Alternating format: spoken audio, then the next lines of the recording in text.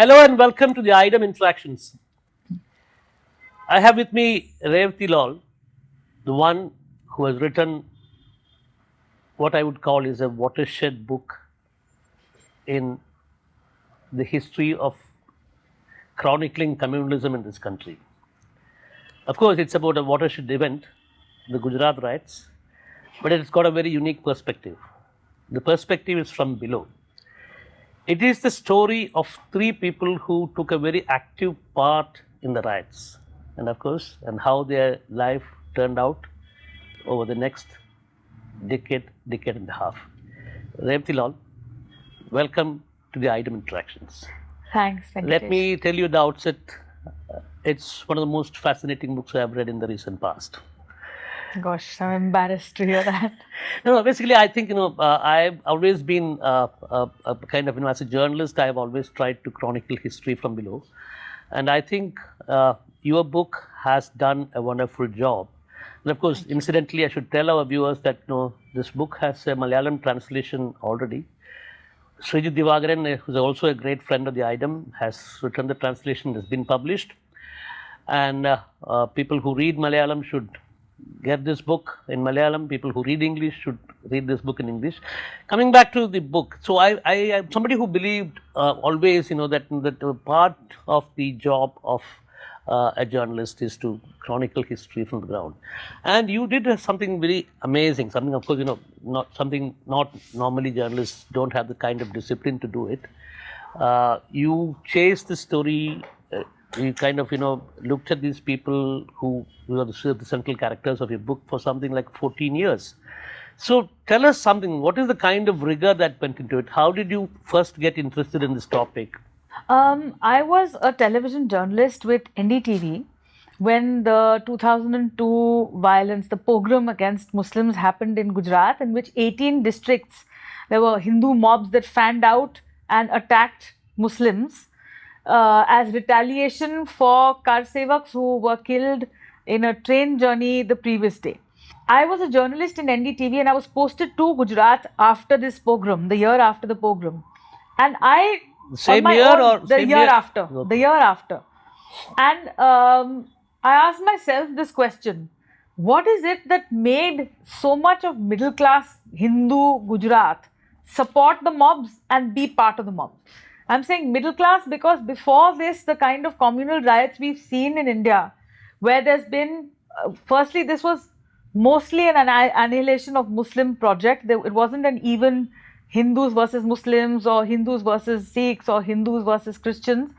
And the middle class took such a big part in this that it made me think that in a post-liberalized India, in a state of the country where we have the fattest middle class, is that middle class a symbol and a symptom of the middle class elsewhere in the country, which is attracted to the politics of ultranationalism? And in India, ultranationalism means Hindutva. Why is it that is the case? So everywhere I went, people would say in Gujarati, "Ben, aapko samajh mein nahi aayega, humne bawal ka support kyun kiya?" Which means they would say, you will not understand why we supported the mob because you're an outsider to Gujarat. And I said, yes, I don't understand. But then I set out on this project in my own head. I wanted to understand why there is such a gravitational pull towards this kind of politics. And that was my starting point. But everywhere I went, people would say, you will never understand and treat me like an alien. So I felt that if one wants to understand how the mob works and why the mob is a mob, then I'd failed to achieve that. And then the following year, I was back in Delhi, which is where I'm from. And I went into Gujarat to kind of, as a TV reporter, chasing a couple of stories where the relief and rehabilitation of people, as we all know, was stuck. And I chanced upon the answer to my question, which is, how do you try and understand the mob and how do you reach out to that side of the story and those kind of people without saying, you're a shit and I've come here to expose you or to change the way you think. And the answer fell into my lap by accident when I met the first person of the three people in my book, a person who I've renamed Pranav. Okay. And I was gobsmacked because he is someone who was as I describe in my book, a master's student doing a master's in liberal arts, came from a dominant caste, was English speaking, and went along with his friends to see where the mayhem was happening and which Muslim shops could be looted. So he was a participant while being from a privileged section of Gujarati middle class society. And then after the riots were over, this person, Pranav, wanted a job. And if you've done a liberal arts degree, then the most vibrant sector where you could get a good middle class fat salary was in the NGO sector. Because there had been a huge earthquake in Gujarat just before this pogrom, and a lot of international NGOs had swooped in and set up their offices, their bases. No, Latur is Maharashtra, this was Kutch. Yeah. So what happened was that this man, after cheering on for the death and destruction of Muslims, found a job rehabilitating them because that gave him a good salary.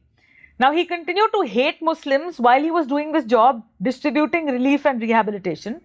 But suddenly, this middle class Hindu who had been brought up on a diet of hate was exposed to Muslims in a way that he had never been before, because he'd been told these are people who cut goats in the street, they're brought up with blood, they cheer for the Pakistani team during a cricket match, you shouldn't talk to them. So he never talked to them.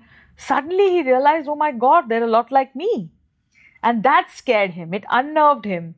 And when I met him, he was undergoing a metamorphosis. And I never thought that something like this. This was in the year 2003. Okay. 2004 I met him. Yeah.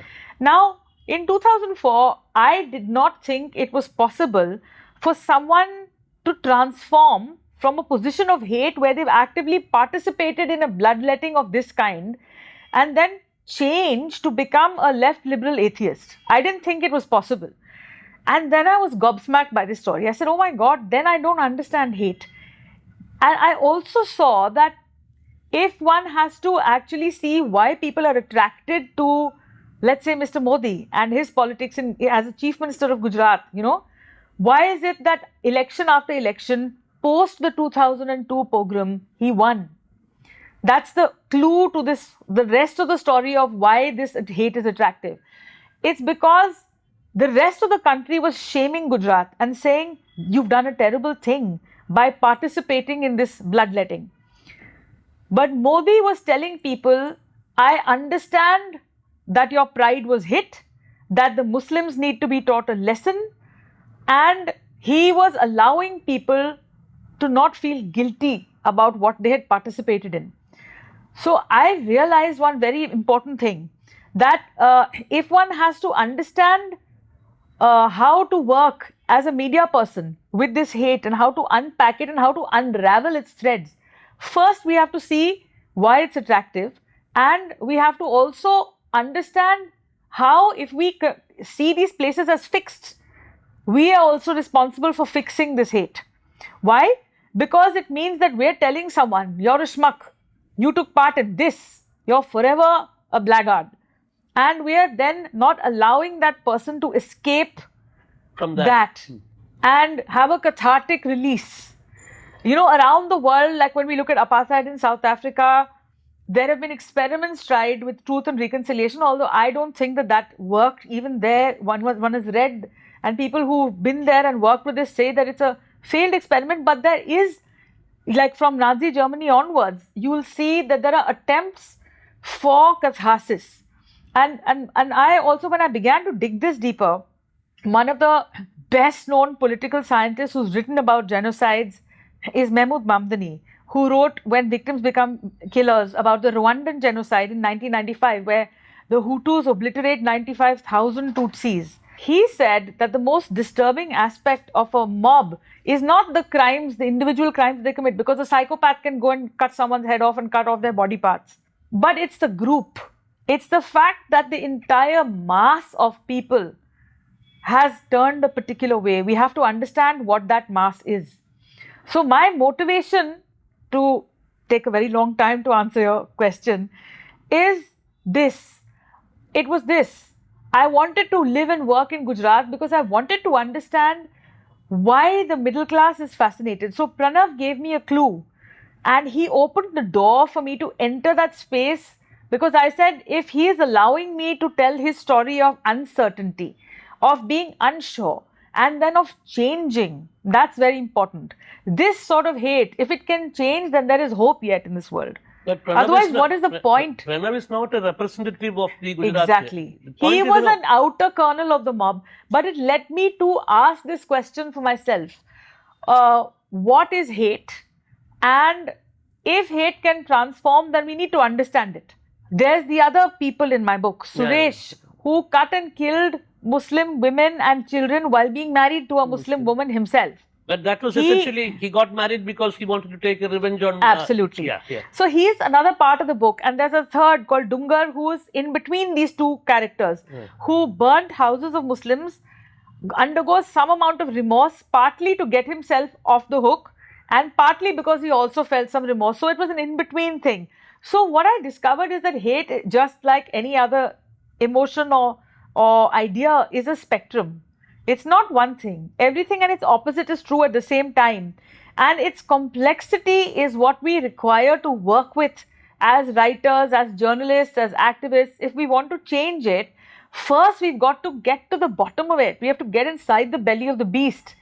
So that's what then led me into this long journey. It took me 13 years to convince Pranav to allow me to tell his story, and then I moved to Gujarat and found these other protagonists that I then described, Dungar and Suresh. In fact, I remember the sentence from your book where Suresh's wife Farzana, because he has this wild mood swings. He gets angry, then he becomes, very remorseful, then he falls at her feet, so he falls at the feet of her mother. Yes. And at one point of time when she meets him in jail, I suppose, if I remember right, yes. She asks, who's the real Suresh? In the sense, is he the guy who has been violent and aggressive, who killed, and is he the person? So I find that. But the point is, when these individual stories show us, the kind of larger psychology or the larger social factors which kind of motivated different sets of people. And I think this tribal character Dungar is a real, really in the sense, very fascinating and interesting, because, the tribals actually have no business to be with the Hindutva group actually, but then they're increasingly there now. I mean, it is not just true of Gujarat, but it is across various North Indian states also. You Central have India. Yeah. If you look at Chhattisgarh, Chhattisgarh is a really good example of how the Hindutva project has turned Adivasis into Vanvasis and taken away the tribalness and saying you're all essentially Hindu, and that the essential being and the essential nature of people in this land is Hindu, and that tribals, they've emasculated them and taken away their essential identity. But I also think that there's a lot of other stuff going on here that makes the tribals... But my question was different actually. I think you should not jump the gun there. Yes. Because what you see in Chhattisgarh, what you see in UP when vis-a-vis the non-Chamar Dalits, what you see vis-a-vis the non-Yadav OBCs. Yes. This is all, the point is the larger Hindutva project is able to bring all these people into the pan-Hindu identity that they're trying to create. Yes. So even when you look at the other side, when you look at the factors, the sociological factors, the psychosocial factors, which kind of, direct or kind of, inspire these people, the fact remains the political project is there. I think, Totally. Yeah. So how do you address something like that? See, the point is, it's all right to kind of talk about this psychosocial element, but then the political project is going on. I mean, absolutely. Yeah. Absolutely. And I think when I started writing The Anatomy of Hate, it was my way of trying to understand how to work past it. And I don't think I've arrived at one formula, but I'm working with a set of ideas, primarily the first of them, which was informed by the book, and then that made me sort of relocate to a part of India which lies on the fault lines of caste, religion and gender in western UP, in a district called Shamli. Because it was the violence of Shamli and Muzaffarnagar. The famous Shamli of 2013. Yes, where rather the next part of the Hindutva project was carried out. So, what I'm getting at is that it was important to understand that one can and must work with people who are motivated by this ideology, by this political idea that all Hindus must come together and defend themselves against an enemy, that being the Muslims, it could and also Christians, and also some Dalits. Now, when I look inside the innards of this politics, it's possible to pick at those threads and work at those threads one by one. Firstly, when I understood in the writing of The Anatomy of Hate that hate is not a monolith. It consists of people like Dungar and Suresh and Pranav who are all very different from each other. And therefore, one has to work with multiple identities at the same time.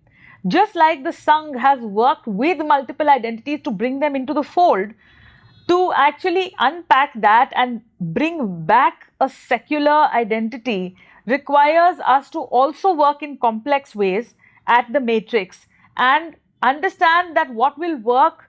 Why is it that, let's say, as you were talking about castes in Western UP where I work, the Kashyaps versus the Jats, they are both OBC castes, for instance. One is more or less anti-Muslim because there are also Muslim Jats. And there's a rivalry within the Jats that is historical.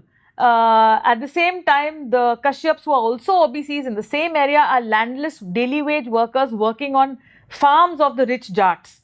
So, for them, their association with Hindutva is not necessarily Muslims are our enemy.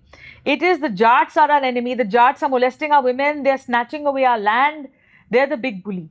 So let's get an even bigger bully. Let's ally with an even bigger bully to be able to nix the Jats. So the reasons for people's allying with this is also complex. Right. And I think understanding that is the first step in trying to figure out, okay, what else can we give the Kashyaps that they need?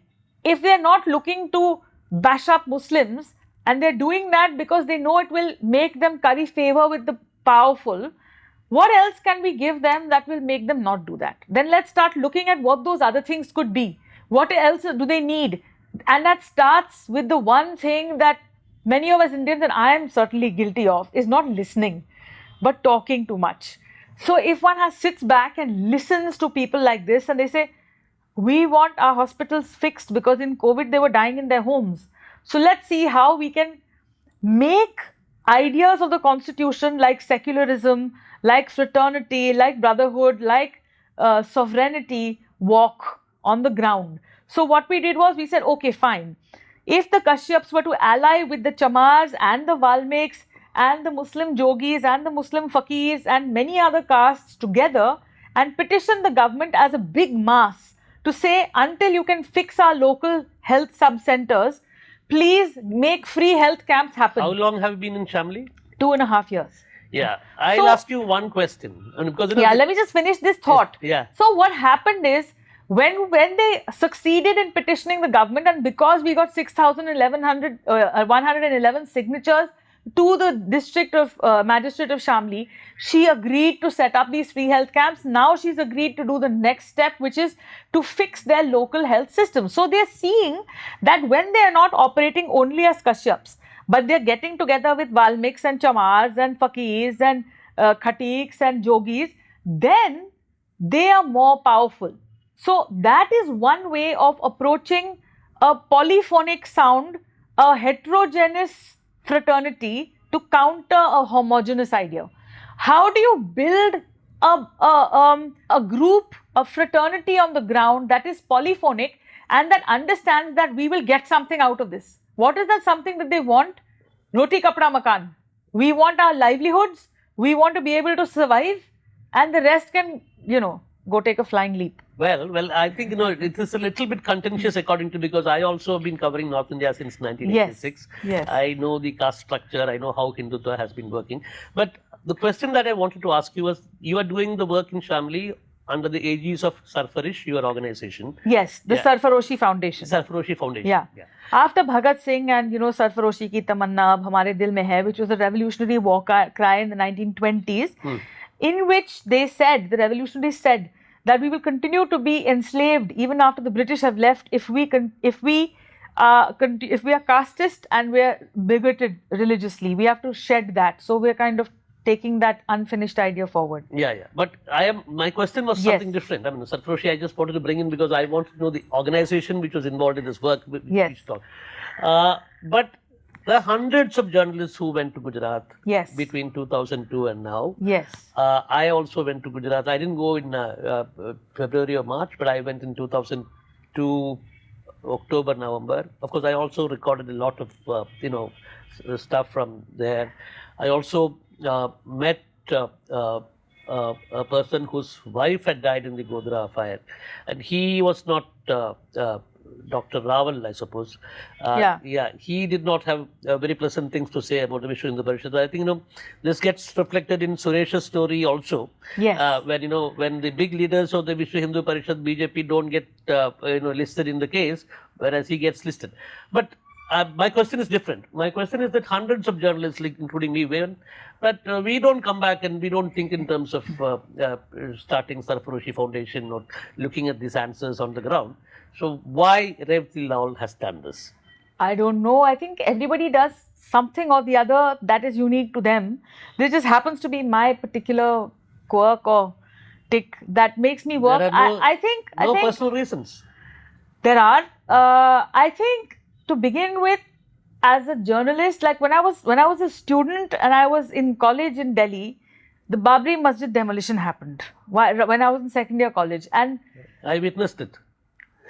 Yeah, so it had a huge impact on me, and the reason I then sort of thought that I liked film, I wanted to be a documentary filmmaker, and so I went into television. But my aim for getting into mass media was, can storytelling of a mass variety reduce this push that India was beginning to see towards communalism? That was my original idea, and I failed to do that as a journalist, and so I said, okay, let's try this. And I think words are very powerful, but I think we also lean on a 3,000-4,000 year old tradition of oral storytelling. So I asked myself, if our stories are only preaching to the converted and we're working in little rarefied bubbles, why I say, Venkitesh, you're a fantastic journalist and you say you like my book, but who's the third person who's not like us, who's listening to our ideas and being influenced by them? I think I asked myself those questions as I went along. Where did you study? Which college were you in? I was in Lady Shri Ram College in Delhi University and then in JNU for my masters. What were you studying? History. Okay. History is my first love. It continues to be. I still draw all my inspiration from history and people who taught me. You have actually chronicled history from below in this book. So, I was very influenced by the subaltern school of historians, Shahid Amin's book on Chauri Chaura and Gandhi, and later works like Ashish Nandi, his work on violence. Did all you of read those. Gramsci as well? Yes, of course, in college. So I'm saying those are the kind of things that make you kind of feel alive and make you feel like this is why people would say, what are you? So there's that, and there's also the personal. I think I came from a background where I had a very liberal I had very liberal parents, but there were contradictions there. I also had a very fierce kind of patriarchal father. So the two of us were constantly at war, and wrestling with that sort of emotional violence and patriarchy at home made me mirror that in the work I did. So I was constantly seeking and attracted to spaces that were coming apart. I felt like it was more interesting for me to see the innards of a society that's come apart. So I would take myself to, like, I made sure I went to Kargil to cover the conflict when I was in NDTV. I went to Maoist Nepal when after the bloodletting there, when the assassinations happened, the palace coup happened, and time after that, Sri Lanka, like when I was at Tehelka, I made sure I went and did a story on the aftermath, the structural genocide that followed the actual genocide against Tamils, and spent time in the Vanni and Jaffna and Trincomalee, Afghanistan. So all of these, I think I'm essentially attracted to damage at a personal level. And I think the personal is always political. So yeah, you're absolutely right. There's got to be a bigger reason for you to come away with these stories. I'm told that you have some South Indian roots also in your lineage. I do. I'm half Tamil. I'm a half Tamil Kannadiga and half Punjabi. At one level, my parents questioned everything that was given. And my father was a radical. He was non-stop questioning everything in his domain. He was very, very sort of ahead of his time in his domain, which is sustainable living and architecture. And he's a cult figure in that. He died leaving a legacy.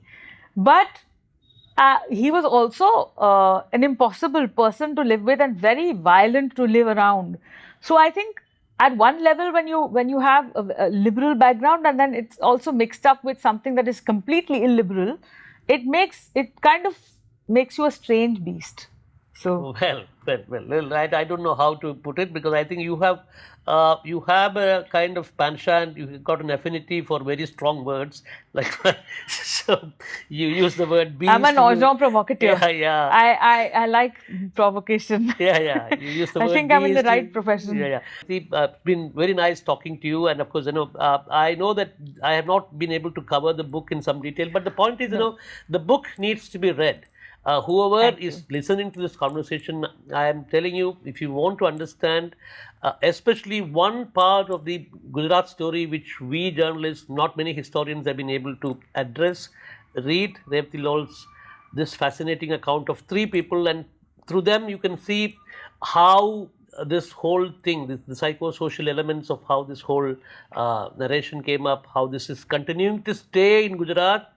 It is still there. The point is, I think, you have heard about the kind of inroads that the Aam Aadmi Party is trying to make, the kind of fight that the other secular parties are trying to make, but still the Gujarati Asmita, the fact that, that Gujarat does not have to be ashamed of what it did in 2002, that message is still there. And that's a message, I think, we are going to see that message in other parts of India as well, an extension of that message.